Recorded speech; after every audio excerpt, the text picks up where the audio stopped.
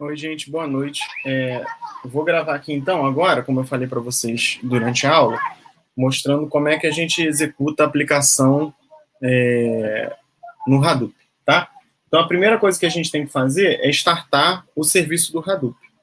Então, eu vou lá no diretório do Hadoop, que já está instalado aqui na máquina virtual, tá? No subdiretório sbin.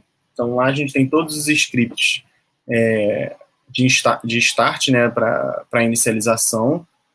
No caso, vocês podem optar por startar os subserviços independentemente, então o HDFS, o YARN, mas a gente, no caso aqui, eu vou rodar o Start All, tá? Já é um script que está depreciado, mas ele funciona ainda tranquilamente. Então, o que ele vai fazer? Ele vai startar todos os subserviços do stack do Hadoop ali. Então, no caso, ele vai startar o YARN, vai startar o HDFS, já vai deixar tudo no ar, tá?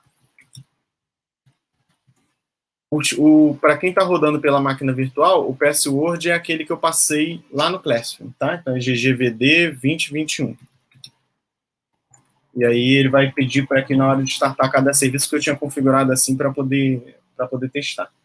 Mas para quem seguiu outros tutoriais instalando a própria máquina, eventualmente esse start aí ele não vai pedir senha nenhuma, tá? Ele já vai criar os data nodes, tudo de uma vez só.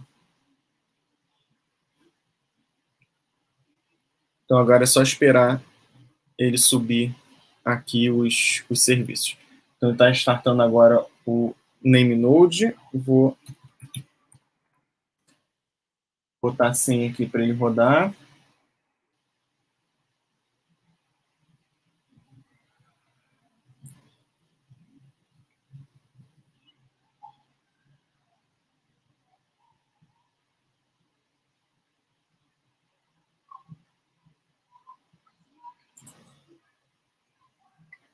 Está startando agora o YARN.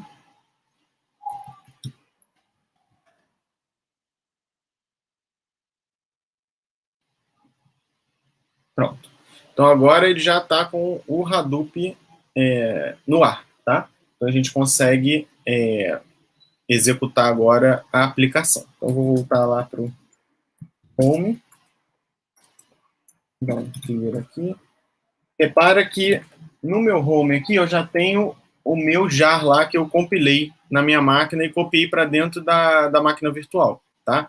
Então eu tenho ali o conta palavras, traço 1.0, traço snapshot, ponto jar. Então é esse que eu vou executar. Essa aplicação, ela espera um arquivo dentro do HDFS, dentro do diretório do HDFS. Então a gente tem que tem que subir o arquivo lá para o HDFS. Eu já tinha um comando aqui pronto, vou mostrar para vocês, mas eu não vou carregar porque o arquivo já está lá.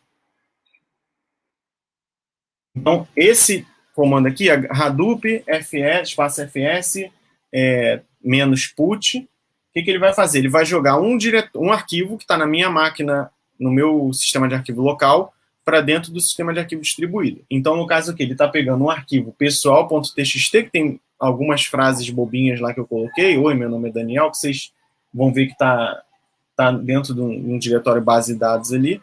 E ele vai jogar para esse diretório chamado ggvd dentro do HDFS. Tá? Então, é desse diretório que eu vou ler o conteúdo dos arquivos, o conteúdo que a minha aplicação MapReduce vai processar. E aí, na hora que eu for chamar, como é que eu vou chamar ela?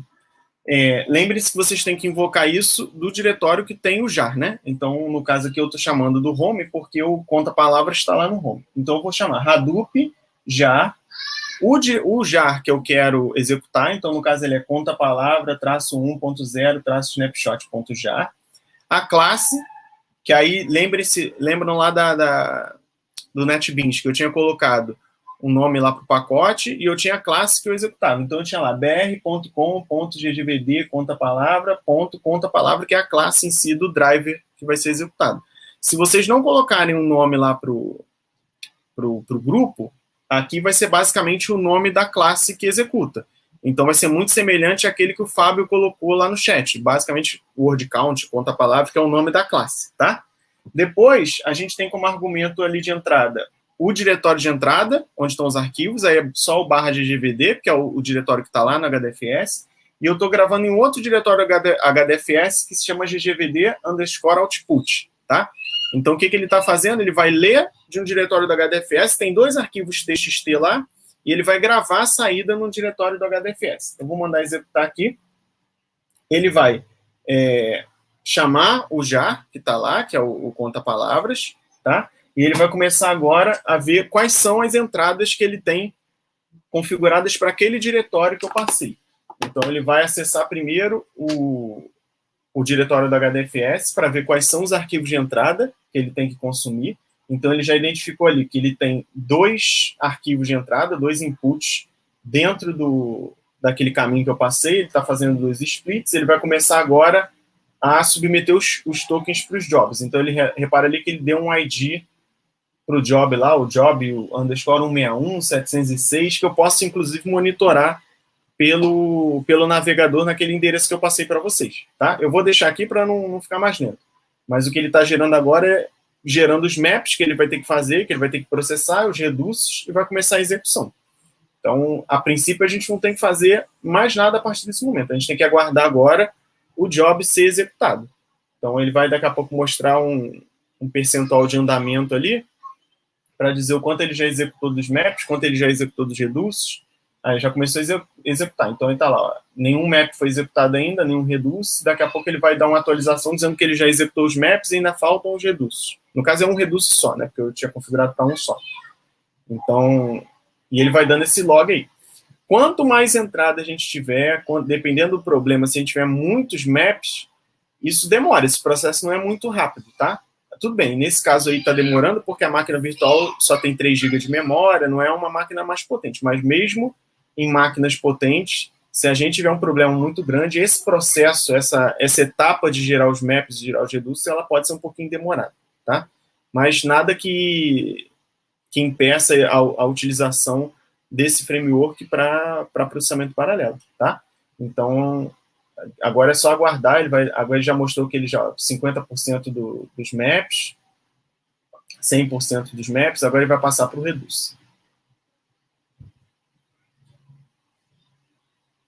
Então, é só aguardar agora que já executou os maps todos. Então, agora ele está começando a fazer as sumarizações, fazer as agregações, as contagens em si, somatórias, para dar o total de ocorrências por palavra, tá?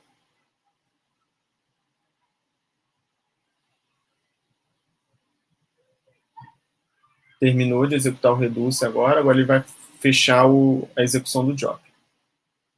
Então, ele mostrou lá que aí ele vai dar uma sumarização aqui do tudo que ele fez, né? Então, quantos bytes ele leu, quantos bytes ele escreveu, quantas operações de leitura longa, grande ele fez,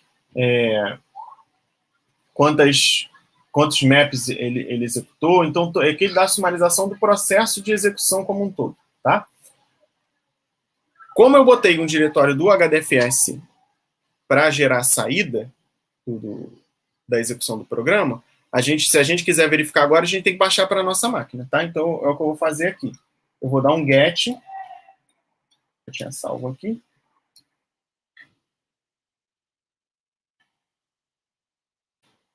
Vou dar um get do que está lá no HDFS. Então, repara que no anterior a gente deu um put. Eu subi um arquivo para o HDFS a partir do meu sistema de arquivo local. Agora eu estou baixando o ggvd output, que está dentro do HDFS, dentro do file system distribuído, para essa pasta aí, home, Hadoop, base de dados. Tá? Então, eu vou pegar o que está lá no HDFS e agora eu estou jogando para um diretório local, no meu sistema de arquivo local, para eu poder ver o conteúdo. Tá?